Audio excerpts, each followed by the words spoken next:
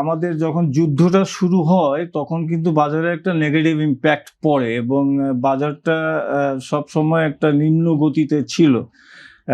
গতকালকে এই সিজফায়ার হওয়ার পরে বাজারটা কিন্তু অস্বাভাবিকভাবে টার্ন অ্যারাউন্ড করেছে, প্রায় 190 পয়েন্টের মতো বেড়ে গিয়েছিল, তারপর শেষ হয়েছে 171-এ। বাট মোটামুটি ভালো একটা টার্ন অ্যারাউন্ড করেছে কালকের এই স্বস্তির একটা আভাস পাওয়াতে। আজকে আবার যখন দেখেন পুঁজিবাজার কেমন ইম্প্যাক্ট করে, আজকে যখন সকালবেলা ইসরায়েল আবার যখন লেবাননে একটা অ্যাটাক করলো, তারপরে কিন্তু বাজার আজকে আবার পড়ে গেল। সো এই যে একটা সাথে সাথে আমরা একটা ছবি পুঁজিবাজারে দেখতে পাই যে কিছু একটা হয়েছে। ওদের স্বপ্ন পূরণে পাশে থাকতে পেরে আমরা গর্বিত। সো ডেফিনেটলি এই যুদ্ধের জন্য অনেক আমাদের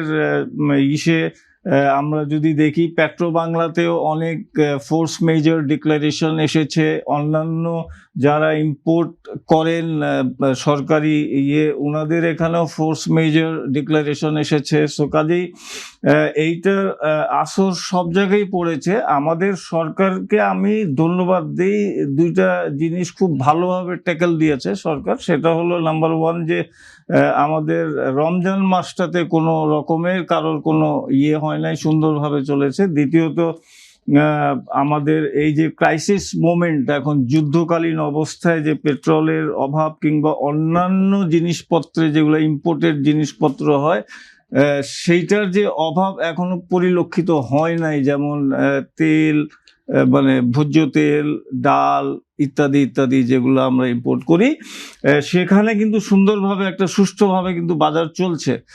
আমাদের কমার্স মিনিস্ট্রিকেও আমি ধন্যবাদ জানাই যে এইসব বিষয় ওনারা টেক কেয়ার করছেন ভালোভাবে।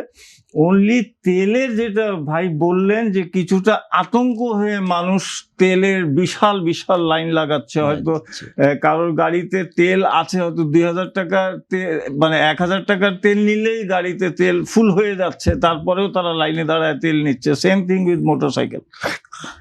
এই একটা পরিস্থিতিতে আমাদের কিন্তু একটু ধৈর্য ধরে থাকতে হবে। আমাদের কিন্তু তেল যেটা পেট্রোলের আমাদের কিন্তু প্রোডাক্ট আছে অলরেডি দেশে, আমরা ম্যানুফ্যাকচার তেল আমরা উত্তোলন করছি। সো একেবারে যে আমরা খুব খারাপ একটা সিচুয়েশনে আছি তা নয়, বাট তারপরেও একটা যখন যুদ্ধ চলাকালীন অবস্থায় তো সমস্যা হবেই। পুঁজিবাজারের যে একটা তো এই যুদ্ধের জন্য পুঁজিবাজারের ইম্প্যাক্ট, আর দ্বিতীয় ইম্প্যাক্ট যেটা হয়েছে সেটা হলো যে আমাদের এই যে একটা মানে দ্বিধা দ্বন্দ্বের ভিতরে বাজার চলছে, সেটা হলো যে পুঁজিবাজারে কি কমিশন চেঞ্জ হবে কিনা, নতুন কমিশন আসবে কিনা, কিছু নাম শোনা যাচ্ছে, ওনাদের কি অবস্থা, হ্যাঁ ওনারা কি চেঞ্জ করবে কিনা। আজকে 2 মাস হয়ে গেল কিন্তু চেঞ্জ হয় নাই কিছু। আমার কথা হলো যে এইটাতেও একটা ইম্প্যাক্ট পুঁজিবাজারে আছে। আমার যে ধারণা, আমি বলবো যে আমাদের ফাইন্যান্স মিনিস্টার সাহেবকে যে যদি এই এক্সিস্টিং কমিশন যদি রাখতে হয় তাহলে রাখুক, বলে দিক, ডিক্লেয়ার করে দিক। আর যদি চেঞ্জ করতে হয় সেটাও ডিক্লারেশন দিয়ে দিক। কারণ হচ্ছে এই যে চেঞ্জ হবে না, এই দোটানার মধ্যে কিন্তু বাজার হ্যাম্পার হচ্ছে, বিনিয়োগকারীরা ক্ষতিগ্রস্ত হচ্ছে। সো দ্বিতীয় কথা যেটা বলতে চাই সেটা হলো যে আমাদের পুঁজিবাজারে আমরা 92 সাল থেকে দেখছি বিভিন্ন আমলা চেয়ারম্যান হচ্ছেন কিংবা টিচার, ইউনিভার্সিটি টিচার হচ্ছেন, চেয়ারম্যান হচ্ছেন।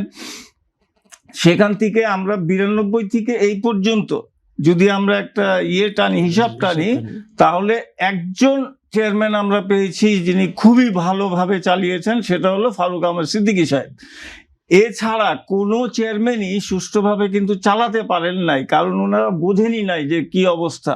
সো আমার কাছে যেটা মনে হয় যে বাংলাদেশ ব্যাংকে যেমন প্রাইভেট সেক্টর চেয়ারম্যান এই গভর্নর সাহেবকে দিয়েছেন, প্রাথমিক পর্যায়ে আমরা সবাই ভেবেছিলাম যে হয়তো কি হলো এটা, বাট এখন তো দেখছি যে মোটামুটি নট ব্যাড, উনি তো ভালোই মোটামুটি চালাচ্ছেন।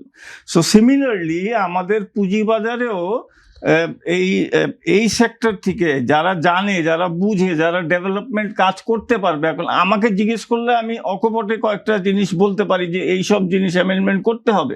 সো এই জিনিসগুলো যারা বোঝে উনাদেরকে, এই বাজারের কাউকে যদি চেয়ারম্যান করা যায় তাহলে পুঁজিবাজার একটা সুস্থ গতি এবং পরিকল্পিতভাবে বাজারটা ভালো একটা পজিশনে চলে যাবে।